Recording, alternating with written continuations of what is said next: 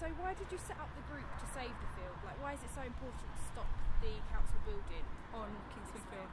Yeah, many of us were involved in the public consultation in 2003, and that was really an excellent consultation, probably the best that we've ever seen in Canterbury, in the way it engaged with local people and brought local people into the whole Kingsmead regeneration process.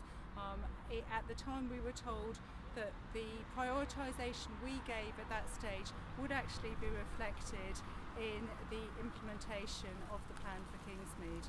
Now, the number one priority for local people in that consultation was open space, was the protection and enhancement of public open space.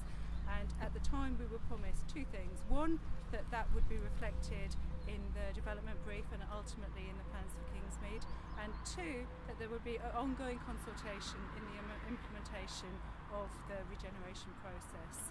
So why we felt so betrayed is because, one, the decision was made to go ahead and build on this field when it was the last real piece of open space left in the Kingsmead area, and two, it happened without any meaningful public consultation. And we had been promised this consultation back in 2003 and also in 2010 when one of the local residents' associations wrote to the council asking what was going to happen in the future of this field. We'd been promised public consultation. So I think it was this feeling of being betrayed by the council. Okay.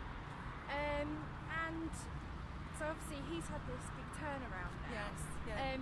Do you think that was a lot mainly to do with the group, the campaign? Yeah. I think partially it would be to do with the campaign, but I think there would be a number of factors. Obviously, one can't help thinking that a political factor comes into mind. There's the local elections coming up next year in 2015, and clearly there's a lot of pressure mounting within the Conservative group to actually get their house in order prior to these local elections.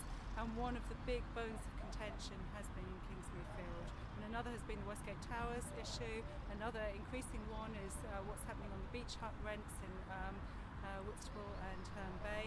But Kingsmead Field has definitely been a thorn in the side of the council, and it clearly wants to resolve this issue.